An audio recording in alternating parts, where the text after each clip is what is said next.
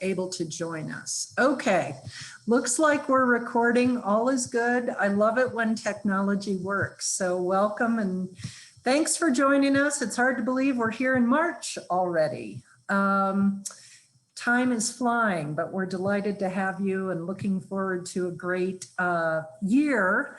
Getting ramped up for our volunteer year. It's going to be interesting and require a little bit of flexibility this year because now we're moving somewhat out of lockdown. And so I expect that certain activities will change and morph as we move through the season and as more people are vaccinated, and we'll be able to go about our business a little bit more. So just ask for your patience and flexibility as we work through this, and we'll try and bring you the most up-to-date communication as possible at all times. If you ever have a question or concern, please feel free to reach out. So with that, I'm going to share my screen and share our agenda, and we'll get started.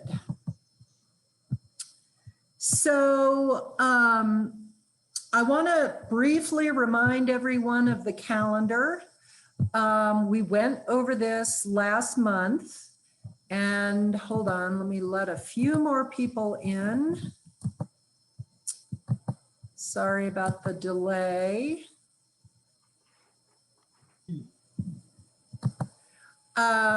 We went over this calendar briefly last month. I want to share it again so it's top of mind for everyone. Your apprentice training modules go through March 26th, and I'll share that screen here with your course schedule. Okay, so we are here during this week, entomology, and your required course modules and the ones that will be on the test conclude here on March 26th, right? During the month of April, you are invited to take classes on tree fruits, small fruits, pruning, and irrigation.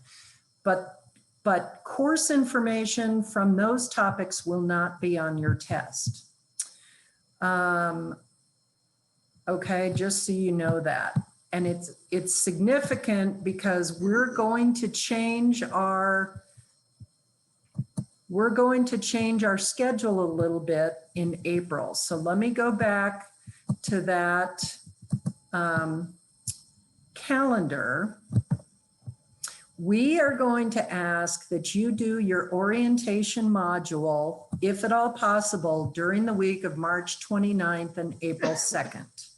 Okay, it is on the calendar here, April 12th through the 16th. And as you can see, we have a bit of a gap between March 26th and April 12th.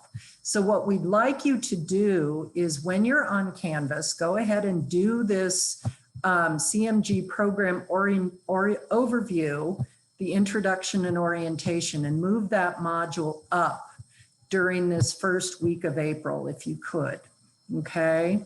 And the reason we're gonna ask that of you is because we are going to have a training course review via Zoom, and our trainer has joined us this morning online, Debbie Moody.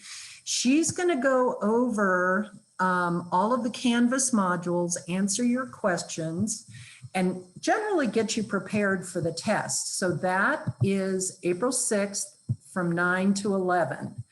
Open to apprentices. It is optional, but we're happy to support you and provide you with one opportunity to chat and get your questions answered before you take the test. Mentors do not need to attend this training on April 6th. We are going to open the final exam in our Canvas section, which again is only Arapahoe County, beginning April 7th. And ideally, I'd like to close it on April 18th. So again, we're moving the schedule up a little bit. The state schedule says due by April 30th. We'd like you to move that up, if at all possible, by April 18th. And the reason we're doing that is because we have scheduled your mentor office shifts with your mentor, apprentice mentor office shifts for the weeks of April 16th to May 10th. That's when we really start getting busy in Arapahoe County, and that's when we need to start being responsive to our clients. So we're just going to move that calendar schedule up a little bit. If you have any questions about it, give me a holler. I'm happy to walk you through it offline and answer any questions. Again, we'd love you to kind of move your calendar up because we'd like you to have passed the test before you serve in a volunteer role, okay? There will be an apprentice orientation on April 13th. And that is designed to help walk you through office shifts, what you can expect, and kind of give you an overview of to how the rest of the year will look. We're going to touch on that a little briefly this morning as well, but it will be, we'll go over it in more detail on April 13th. We have an annual spring potluck and update meeting on the afternoon of your apprentice orientation. And typically this has been where our entire volunteer program gathers together. We have a wonderful potluck lunch, and that's when we introduce the volunteer opportunities and what's going to be going on in Arapahoe County for the season. We are going to do that via Zoom this year, but we would invite all of the apprentices to stay and attend for that meeting as well. So we'll be having lunch and have this update meeting from noon to 1. And that's where we'll, you know, bring a brown bag to your Zoom call, and we'll share a little bit, chat a little bit, and then go over some pertinent dates for the year. In the afternoon, we'll have continuing education, and this session is optional for the apprentices because you will have been in class in the morning from 9 to 11. So don't feel an obligation to take your whole day for this event. You're welcome to stay. It's valuable information, but it is designed in the afternoon primarily for non-apprentices. And Debbie and Jeff will go over a little bit later in this call what's going to happen on April 13th in the afternoon. Okay. When we look to volunteer signups, you guys as teams signed up already for your mentor apprentice office shift. That is one of the 4 4-hour shifts that apprentices are required to do in 2021. We had you sign up early, and those shifts were not open to other volunteers. We're also going to give you that courtesy on April 1st. So apprentices, because you have more hours that you need to fill this year, you get first crack at the calendar, first crack at scheduling, and first crack at picking those options to sign up. Okay, and we'll give you a heads up when that's available. And we're gonna talk a little more about the calendar and signups later. That option then is open to all volunteers as of April 14th. So we really want to encourage apprentices to have their calendars ready to go, do their best to get as many volunteer shifts scheduled as possible so that you can complete your obligation in 2021, okay? And then again, mentor office shifts, you've all signed up, we're all in good shape, they're all on the calendar. Thank you very much for doing that. So that completes kind of the calendar review. Are there any questions I can answer at the moment?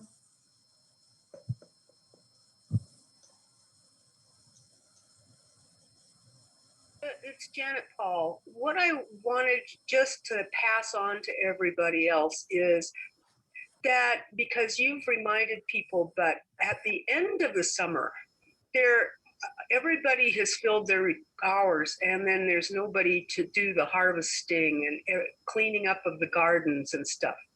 So remind people that they can do a lot of that stuff in August, September, and even into October. Please. Excellent, excellent point. Thank you, Janet. So our outdoor calendar typically goes through October 15th. So be sure and spread out your time. Make sure our preference would be that you do your office hours like once a month, because that gives you the best exposure to all different kinds of questions, and you get to see those seasonal changes. The questions do change based on what month it is and based on what the environmental conditions are. So it's helpful for you to kind of think about maybe doing one a month.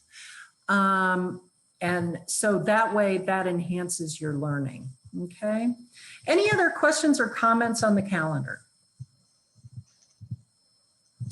All right, let me move on. And just a reminder, for apprentices, the volunteer requirements in 2021 are the following.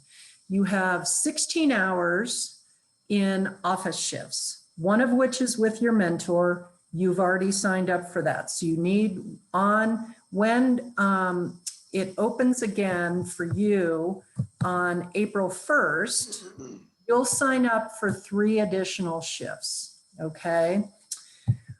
We're going to see, and this is tentative, if we can be back in garden centers as early as this May. I need to reach out to Nick's, Tagawa's, and O'Toole's and find out that information. If that is available, I'll send out a note to everybody so you're aware of it. We'll put those shifts on the calendar. So if they're available, we'd like you to do 1 4-hour shift at a garden center information booth. That obviously is subject to COVID and some things beyond our control. So we'll see if we can continue that opportunity. 1 shift at the Arapahoe County Fair. According to the Board of County Commissioners, a full county fair will be held this year. Will be participating, the horticulture department will be participating in public competitions, formerly known as open class. And so we'll be in charge of arranging that exhibit, setting it up, helping the judges judge that exhibit and participating in that way. That is Wednesday and Thursday of that week, tentatively. The fair opens Thursday night. We will have information booth shifts throughout the weekend, Friday, Saturday, and Sunday. And then we'll need some folks to help us strike the exhibit Sunday night. So look for that, plenty of opportunities for volunteering. And it's a good way to get to know other volunteers. It's a fun activity. And so we're looking forward to having it back. And we'd love you to exhibit if you'd like. We do typically get exhibits from a lot of our volunteers and from our demonstration gardens. So we're a pretty competitive group in terms of our expertise. And so we'd invite you to participate in that.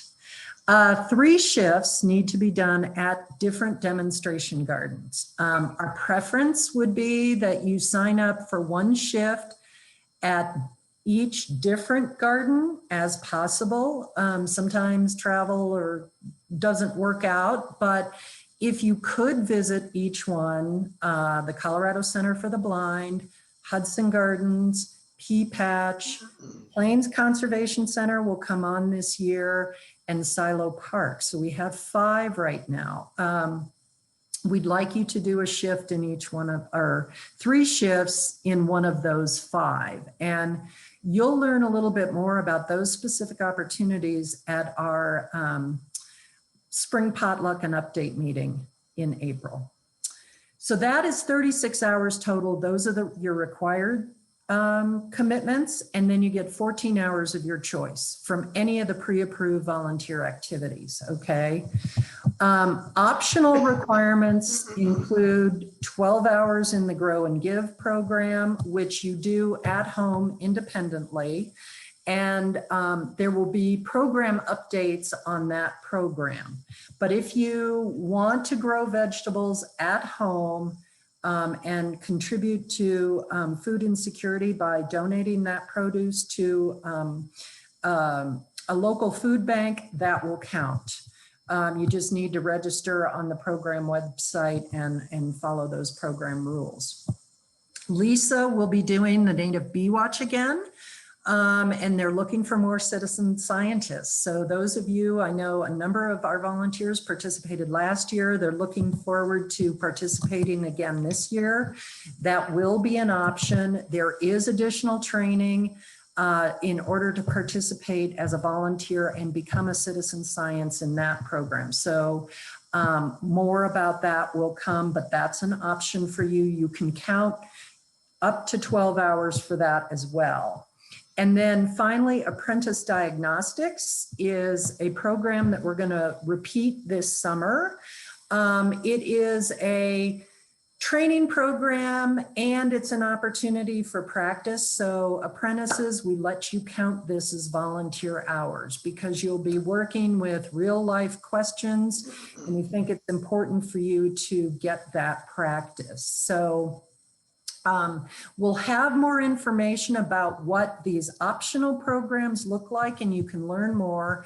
And just know that you can spend probably many more hours in any one of these programs, but the maximum you can count toward your total is 12 hours. Any questions on that? I do have a question. Actually, on the previous, the 14 hours, your choice from pre-approved volunteer activities. I know you've gone over that, but do you mind explaining that again? Yeah, so basically you can pick any of the volunteer activities that you loved. Maybe you love phone shifts. Maybe you love working at the fair. Maybe you love being in the demonstration gardens. And as Janet said, we always need help, especially toward the end of the season. So we just need you to think ahead about what you'd like to do and then participate in that. And the key on the pre-approved is that we have program requirements about volunteer activities. And so you have to participate in the ones that we've already planned. So we love it that you're going out and sharing your education with other people, but it has to be a CSU extension, Arapahoe County approved program, not I'm going to my church and working in the garden and will you approve that, right?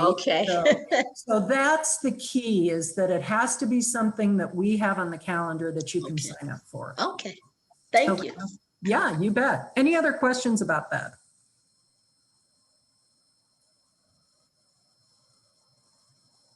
Okay, I'm going to turn it over to two of our outstanding volunteers who have collaborated over the past couple of years, well, collaborated in multiple years on diagnostics in particular. And this past year, they helped pilot a new program that I think was very successful, in which we offered local diagnostic training to our volunteers with a goal that we are helping them feel more comfortable and competent in the role of diagnostician. So with that, I'm going to turn it over to Jeff and Debbie, and they'll chat with you about the program and what you can expect in 2021.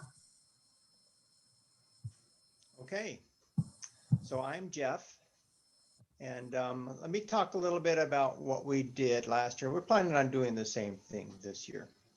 So the whole purpose of this was, to give the apprentices some practice. It can be a little challenging and a little scary sometimes when you're trying to field these questions from the public, and there's a responsibility to give an appropriate answer, right? So we designed this program, And what we did was we gave the students, we gave all the apprentices the opportunity to do this, and we gave them 4 questions. This happened, I think it happened 3 times last year. I think we're doing 3 times this year also. So you're given 4 questions. You have about a week then to try to do the research and come up with a diagnosis for these questions. Maybe, and they're all seasonal questions. It could be something like, why my turf is all brown, what's going on, and such things like that. So you have to do some research. We try to give you a picture if possible, and sometimes we will give you and oftentimes we'll give you more information, so you have some background information that's pretty typical on the kinds of things that we get in the office. We don't try to throw you too many ringers. So you have a week then to do your research. And then you're required to submit your diagnosis in writing prior to our meeting. So when the question was given, about a week later, we'll meet with you. It's kind of nice. It's a small group. It's only open to the apprentices, and we can discuss the answers. And what you think the answers are, and why it would be this or why it wouldn't be that, why it could be a variety of things. We try to give you a lot of practice and try to help you see a proper and appropriate diagnosis.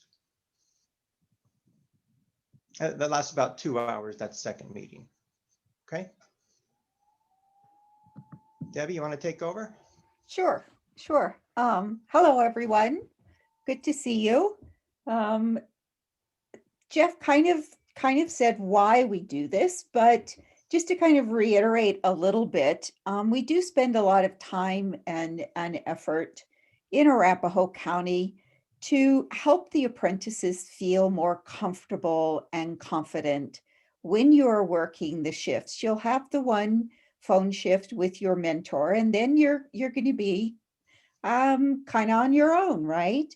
I mean, we're here to help you, but you will be manning the phones either remotely or at the help desk, and answering clients' questions as they come in. So what we really want to do is to help you to feel more comfortable and confident in doing that.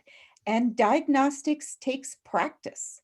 I don't think it's really intuitive for any of us. We learn as we go, and it takes practice in order to feel more comfortable. And the sessions that we do will will provide you with that practice and help you to understand the diagnostic process, just as Mari went over in the first class. If any of you had a chance to take the first class at the state level, Mari went over that information, and we have something that is exactly like that, but we will go over it in more detail with you so that you are feeling more comfortable. That's really our biggest goal, is to help you feel more comfortable and confident in your job as in helping clients with their questions.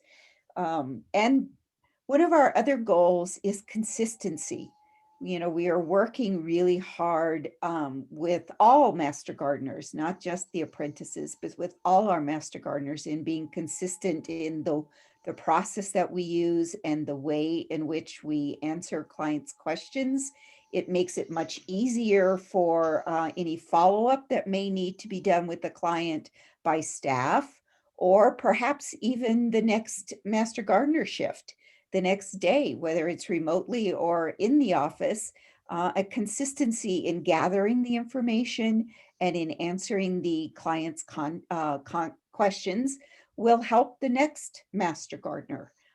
We keep all that information, and Lucinda will go over all of the documents that we have available for you to use, as well as to be able to look in the shift before you, or last week, or the week before that, and see what kinds of questions have come into the help desk. Because oftentimes this will be, you'll get the same kinds of questions. Say there's been a weather event You'll get a lot of questions about that. See how other master gardeners or apprentice master gardeners have answered those questions. So it's very important, and consistency will be one of the things that we will be discussing that. And then also the sessions that we will be having this year are set up to be informative, but also very interactive. As Jeff said, these are going to be for the apprentices only, and there'll be staff and Jeff and I there. And we really want this to be fun. There are no dumb questions. There are no, answers that maybe are not quite right, but we will help you see that.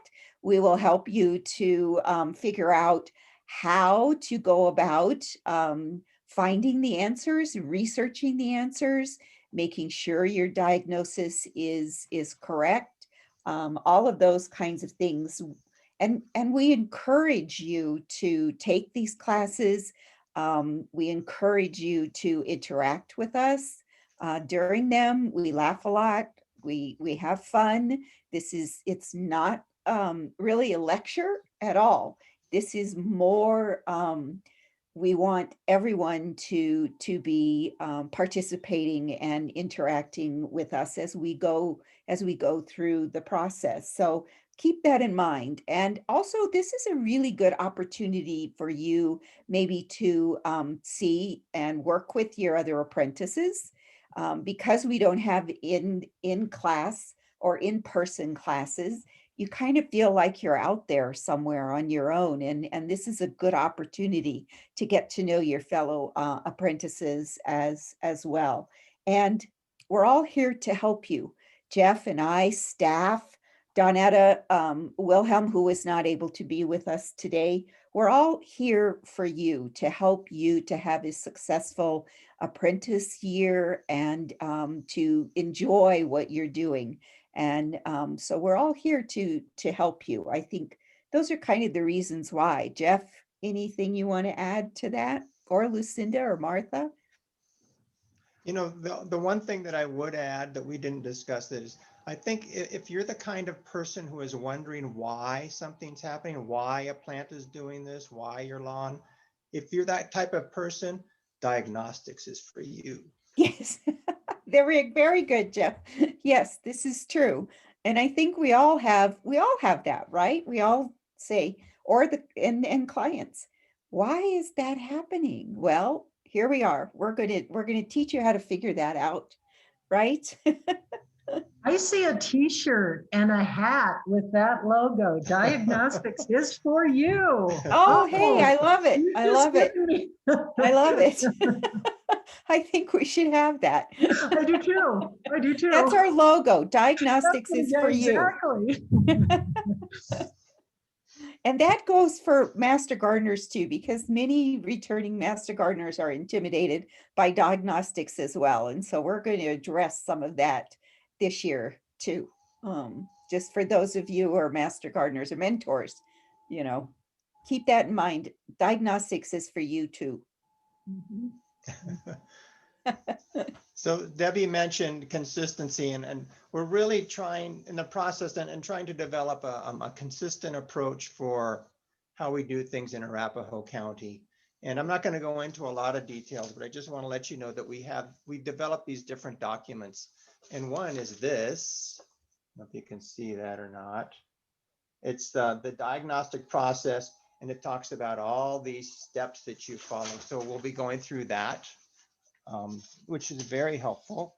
The other thing we use, actually we kind of pilfered this from Jefferson County, where I also volunteer, and they have some, and we modified it a little bit, but these are worksheets.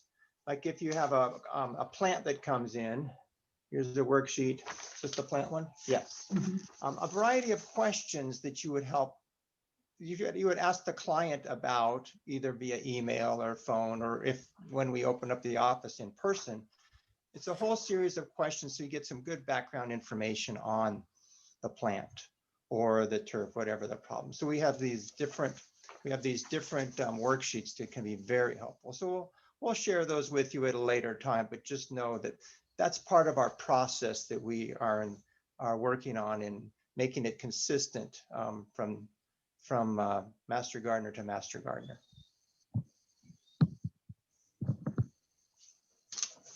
Okay, I think I'm next with our schedule, so that we can kind of talk about what the schedule is for the classes for apprentices. Of course, at the state level, and maybe some of you had an opportunity to take the intro class that Mari taught, which was very good, very good. And you know, the steps that she had are the steps that we use as well. So hopefully you will be able to take those, and that is the emphasis this year for at the state level, is on diagnostics. So it's very timely for us as well. But they're big classes. Like, there were over 300 people in the class last week. I don't remember the exact number, but they're very big, and even the breakout rooms can feel maybe a little bit scary because you don't know anyone there. The classes that we will teach, as I said before, it'll be just the apprentices in Arapahoe County. So we'll all get to know each other a lot better, and make it fun and informative at the same time. So in Arapahoe County, we're going to have 3 sessions for apprentice master gardeners. And as I said, this will be for apprentices only, interactive, fun classes. So here are the dates that we will be having the apprentice master gardener sessions. The first one will be June 8th, and it will be at 3 o'clock. So we usually take 2 hours, so 3 to 5 p.m. The second one will be July 13th. I think these are all Tuesdays, aren't they? Yes. They Yes. are. Yeah. They are. And part of So- the reason of doing them late in the afternoon is we know Tuesday is also a busy day out in our demonstration gardens. So we're trying to time it so that you can do both if you want. Exactly. Yeah. So June 13th, 3 to 5, and August 10th. Now you notice that we do have these spread out by, one a month. So because different kinds of questions come into the office, and we will get, as Jeff said, we'll give you 4 questions that you will research, and then we'll come back and we'll discuss those. So the subjects this year that we definitely will cover will be turf, trees, and vegetables, but there also may be some seasonal things that come up, or let's say we have a weather occurrence, like the one year, what is that? Going to be 4 years ago this summer, we had this huge hailstorm at the end of July, and we got a lot of questions in. We'll discuss anything that's happening like that may be seasonal, or something that's especially you will be getting questions about. So the 3 that we are definitely going to do: trees, turf, and vegetables, but there will be other questions in there as well. And we maybe by the end, maybe August, maybe we can even have one face to face, who knows, but we'll just kind of take it as it goes. And Zoom has seemed to work very well for this. We didn't have any issues last year. So maybe we'll do tomato problems in July. Maybe we'll have a question about tomato problems, because these are the kinds of questions that come into the office. So just as kind of a thing here that you can give feedback. What do you think? What topic do you think we get the most questions from clients is? What do you think that topic is? Anybody? Just shout it out. Don't be afraid. Grass. Pardon? Grass. Grass. Yes, actually turf. Yep. Followed by trees. Okay. So Uh-huh. turf is a biggie. Turf is a real biggie. And so we will talk about turf.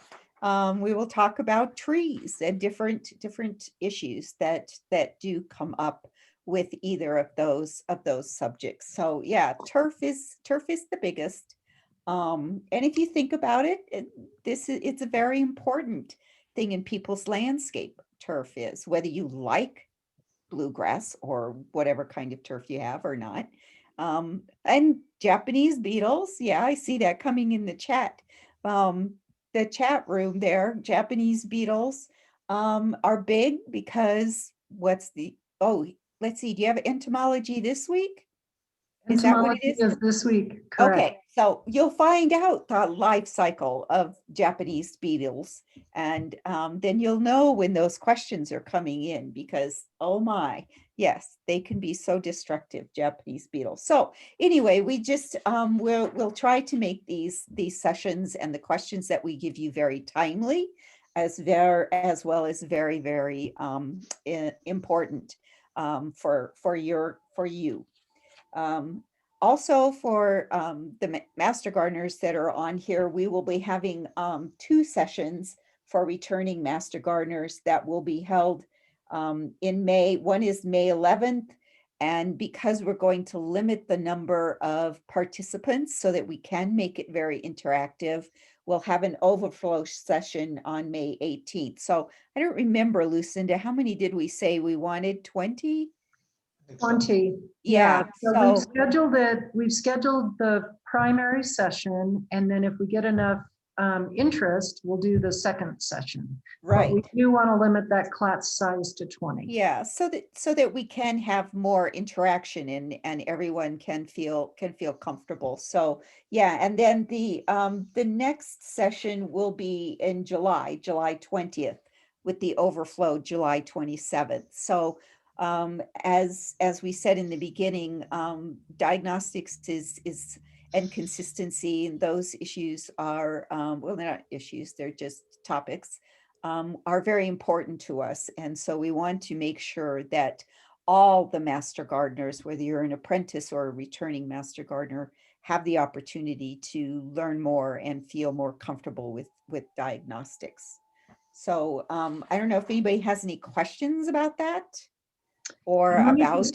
Yeah, and let me just add as a date that the April 13th update continuing education in the afternoon after our update meeting. Oh, that true. will be the first session for continuing Master Gardeners. Yes, So, thank you. I forgot to mention that. Yes, Right. thank you very much. Yeah, And- we'll have an overview for returning Master Gardeners at that session. Yes, thank Correct. you, Lucinda. And then, hot off the press, Lisa has agreed to do 2 classes on insect identification to order. Oh, So yay. So those are tentatively scheduled for June 15th and July 17th. And again, we will be working all throughout the month of March to load all this stuff into the calendar. So it will be available to you in time for sign up. Don't worry about whether or not you've written down the dates. They'll be available on the calendar sign up, and there will be each class will be designated as to who's eligible to sign up. So hopefully it'll be pretty straightforward. But again, if you have any questions, don't hesitate to reach out to us. So lots of focus on diagnostics this year, which would be good. I do have a quick question on the June, July, and August Tuesday classes. I assume we go to all of them and not pick one, because it sounds like there'll be different topics. So we would sign up for each of the 3. You may sign up for each of the 3, yes, or choose one to go to. Each one counts for 4 hours. So if you wanted to earn that 12-hour credit that we referenced earlier in the apprentice, as an optional apprentice diagnostics, you can attend all 3 of them, and that would equate to your 12 hours. I hope you come to all 3. Yeah. So, hey, Lucinda, real quick. I thought those classes were 3 to 5 p.m., so that would only be 2 hours. So how would you get 4? Or is that wrong? Because they'll have homework ahead of time, Oh, okay. and there are 4 questions, so we want them to spend up to an hour on each question. that's how we came up with the 4 hours. Ah, okay. Some questions you might research a little more quickly, but that's how we came up with what that time commitment was worth in terms of a volunteer hour. Okay. So are there, we have some mentors with us who were apprentices last year that went through the apprentice diagnostic program. Do any of you have any comments, positive comments about what we did last year? I do. I truly found them to be very comfortable and safe because you could kind of test yourself and your own training and the resources and how to investigate the questions. And you didn't have to worry about being right or wrong because you could compare what you came up with to what Jeff and Debbie came up with. And then they would explain how they got their answers. And if you were unsure how to do it, you know, like if you were kind of stumped with a question, then they would kind of guide you through that. So this was really a safe, comfortable way to see how you would answer a client question, to see whether you're kind of on the same page that they are. It was really fun. So Good. I recommend it. I enjoyed it also last year, and you can work at your own pace. I found some of the questions were rather easy to answer. Some required a lot more research, and they threw in a couple tricky ones too. You don't forget the tricky ones. No, there, no, Brent. that's right.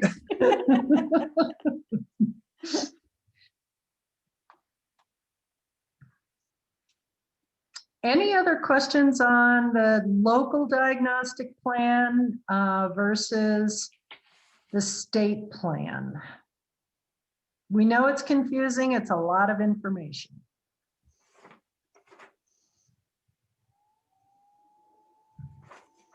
Okay, hearing none, I am going to share my screen again, and I want to spend a little bit of time giving you an overview of what a remote office shift looks like. This will be review for the mentors, but it will give our apprentices a heads up as to how they will start to prepare for these office shifts. You'll have, as we said, one guided opportunity with your mentor. It is likely that you will be signed up in the future with another volunteer. It may or may not be your mentor, just depending on how the calendar signups go. And presently we're planning for remote help desk service, although I do foresee the county opening up at some time in the future. And so as soon as we find out what those protocols are and how that looks, we may be having you back in the office, which I think everybody would enjoy. So we're going to share a little bit more about that and what that's going to look like, hopefully by April in the update meeting, and we'll have some more information. But for now, we're going to plan for remote. So I'm going to go ahead and share my screen, and I'm going to share, give me a minute here to find what I'm looking for. That is not it.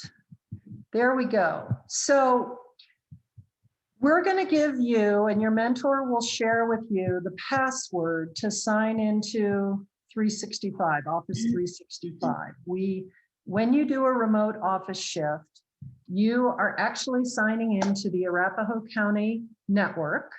You use an Arapahoe County email, and all of that documentation is contained in VMS. So the complete instructions are in VMS. You can look those up under your Documents tab, and your mentor will guide you through that step by step.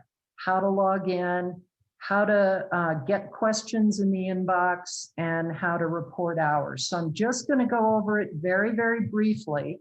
But what you're going to do is you're going to sign into Office 365. And for ease of convenience, I've already done that.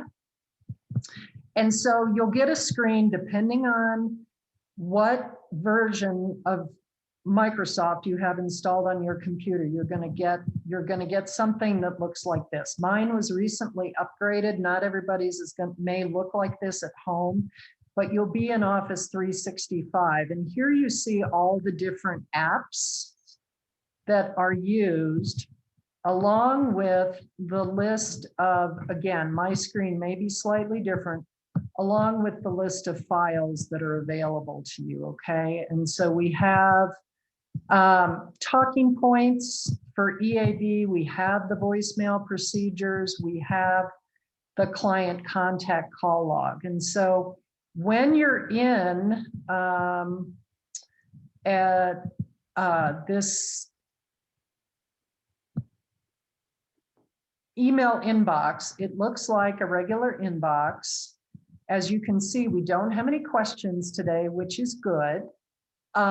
We can see if you go into the different folders that different things have been sent to clients. And so never worry that we can't recreate or follow tracks and that kind of thing. Don't worry if you inadvertently delete something. Things are archived. And so we have this, all information is all available to all volunteers, so that if there is a question or the way something was answered, you can go back in and look at this, okay? So we have that typical inbox. If you go to your, and that's your primary landing point, you're gonna log in, you're gonna go into that inbox, and that is the place where you're going to access citizen questions, and you're going to access our Ask an Expert platform. So that is a nationwide platform that we are a designated expert on to answer questions. And so you'll get different kinds of questions in the nationwide platform that you get from, our local platform. The nationwide platform, those questions are sorted geographically. So we only get the ones that are assigned to Arapahoe County. And again, your mentor will show you how to access those and how to answer those. But if you go into these dots right here in the upper left, you can see all the different apps. And in order to do your reporting, we have an online reporting tool now. We used to use paper. And so for some mentors, this is a newer procedure, but we're moving fully to online this year, okay? Because it helps us in data correlation and data collection. So as you can see, this is an Excel spreadsheet, right? And it is, again, automatically saved. You do not need to worry about stuff being deleted. We can retrieve old copies of it. But what it's designed to be is an ongoing call log. So as you can see, there's months set up. The call log is set up by months. So we started here on January 1, right? We're in the January tab. And we're going to ask you to gather this information or fill out this information. So what was the date of the contact? How did they contact you? Was it by phone, email, or Ask an Expert? Okay. If you know the gender, and you don't have to ask the person, but if you know the gender, feel free to put it in. Because we're in a remote situation, it is rather unlikely that you will be able to answer this question. Typically, we use the field unknown, but we do, because we report federally, we're obligated to share that data. A brief description of the question, summarize, paraphrase what the person is asking. And then you fill out how you answered the question. What kinds of things did you follow up and ask? What were the things that the client asked of you? Again, a summary description of this and how you responded. There's what is the category? And we have all of these have drop-down menus when you use it so that you can fill this out. So if you start typing in tree, it'll automatically populate. But the categories look like tree and shrub, annuals, perennials, vegetables, other insects, that kind of thing. So we gather data on all of this and we report it to the USDA. So we're sharing how we're sharing information. If you send a fact sheet or send an email with a fact sheet in it or a garden note, we want you to write that down here.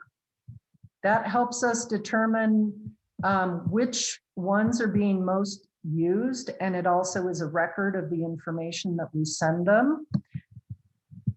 This column is for if you need help. If there's a question that you can't answer for some reason, or you just want a little more attention to it, put a yes in this column and then also send staff an email. So that would be Martha, Lisa, and Lucinda. And we will follow up with that. But this is, if you asked for staff help, it's good to put it in here. You put in the last name of the person who was doing the shift, answering the question. And then what we really want your help with this year, we added these columns last year, but because they're kind of at the end of the sheet, they don't always get remembered. So we highlighted them this year to make sure we pay attention to them. We'd really like to know how they heard about us. Where'd they find out about us? Was it a garden center? Was it a friend referral? Are they the kind of person that already knew about extension? So we'd like to see these columns filled up. And then, if you can remember, we'd like you to ask the client, can we add you to the newsletter? Can we interact with you that way? And just go ahead and collect their email address. And we can then add them to the newsletter subscription, and it will get sent out to them every other month as we publish. We do have to get a positive response on that, because if we just start adding emails, we risk being shut down for spam and phishing. Okay, so that's an important piece. So the February call log looks like this, same thing.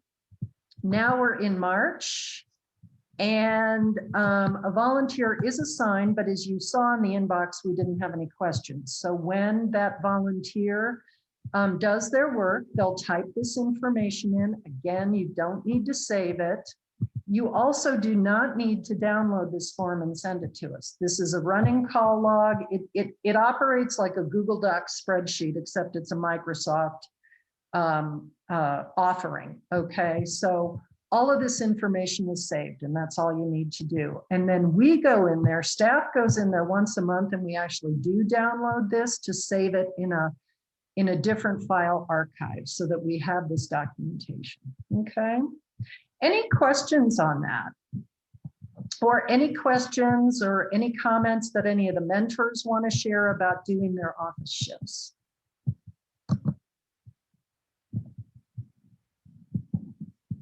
Lucinda, there's a question that came in on chat. Will apprentices answer AAE questions this year? Apprentices may answer AAE questions if they are working with another person. So either your mentor, or if you sign up for a shift where you have another volunteer with you, another CMG volunteer. So we're setting up the shifts this year. So Monday, Wednesday, and Friday, we'll have 2 people, Tuesday, Thursday, and we're going to add a Saturday shift this year. Tuesday, Thursday, and Saturday will be 1 person.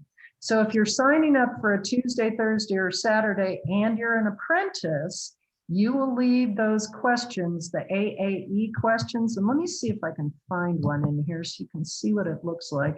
Okay, here's one. If you receive an AAE question, you're on your shift, you're an apprentice, and you're by yourself, just feel free to ignore it, and the next person on the shift will enter it, will answer it. And we continue to get escalation notices that a question hasn't been answered. So, and there are other people. So the way the Ask an Expert platform is grouped, we have individual volunteers within our group, within our volunteer group, that are in this same platform in addition to the Master Gardener desk. So if a question goes unanswered for a period of time, one of us that are in the Ask an Expert group will pick it up and answer it. Okay, but this is what an Ask an Expert question looks like. And it will have you respond. You just click on this and respond, and you actually respond in that platform. Okay, and it'll have you sign in and authenticate what you're doing. All these different platforms. We know it's challenging. This is what it looks like.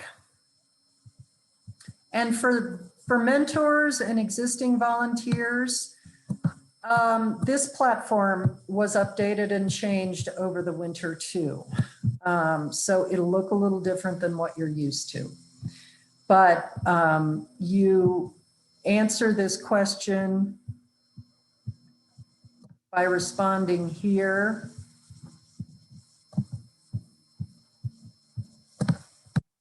And you push enter.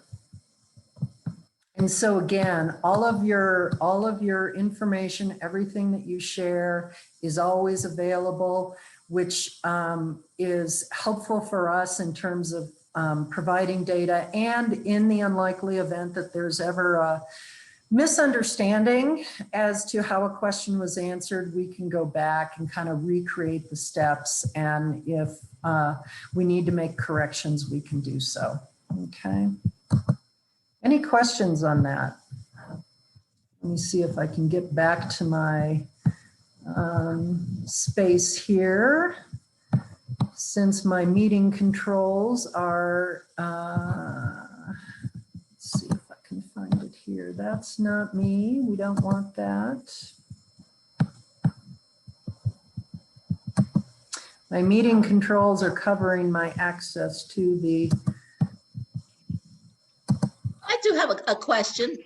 Yes, ma'am. Do you ever get, oh, sorry, the dog's barking. Do you ever get like inappropriate questions? Is there a protocol if something strange comes in? I don't know what, but maybe that doesn't happen if you're looking. Yeah, I mean, I wouldn't, I guess inappropriate is, you know, to be defined yet. If there's ever a question that you're not sure how to answer, that's when you reach out to staff and you just forward it to me, Martha, or Lisa, and just say, hey, I'm not quite sure how to handle this. Can you help? We never want to put you in a position as volunteers where you're feeling uncomfortable answering any of these questions.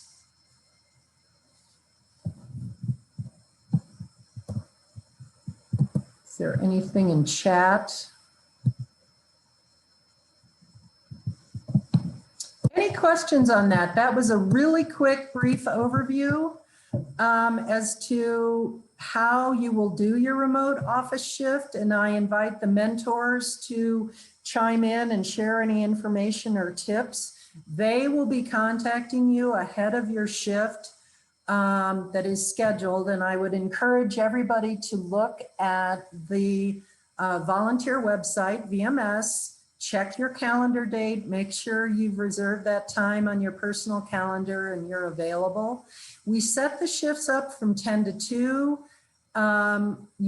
If you and your mentor decide on a different time, that is totally fine as long as it's done during that work day.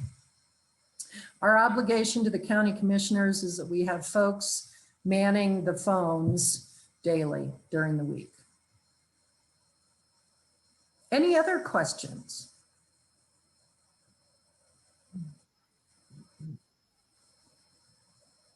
Lucinda, Yeah. I have, I have a question. The Saturday shifts, is there, if, can they still contact staff? Can the apprentices still contact staff or any, for a Saturday shift? Yes. Okay, Yes. I just wondered about that. Yeah. Yeah. I'll be monitoring when we start those Saturday shifts. I'll be monitoring that and keeping an eye on that. Our service delivery, you know, our goal is to get back to folks within ideally one business day. And I say business day. So we're trying out and testing this Saturday shift kind of as a pilot this year. We'll do our best. We want to be respectful of people's time. Staff will be reviewing those and responding as needed. But honestly, if you have an issue that you need to reach out to staff and we don't get back to them until Monday, that's okay.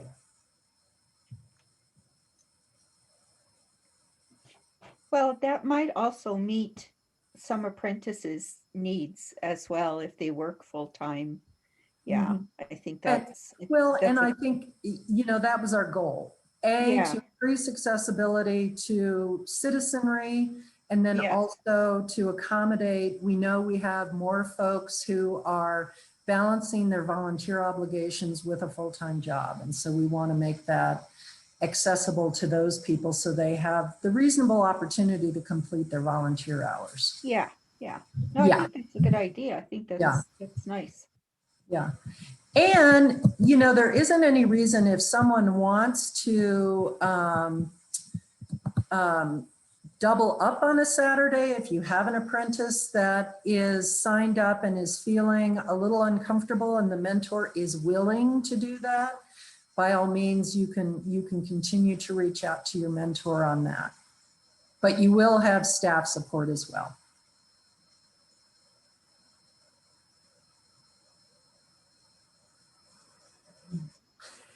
Any other questions or comments? Because we're slightly over time, but I want to be sure we address everything and let everybody know to pay attention to these dates. And if you like, I'm happy to send this out to everybody so you can keep it top of mind.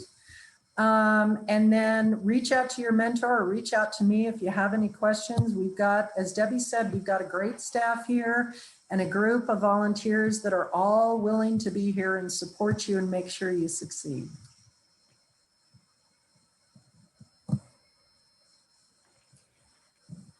Anything else?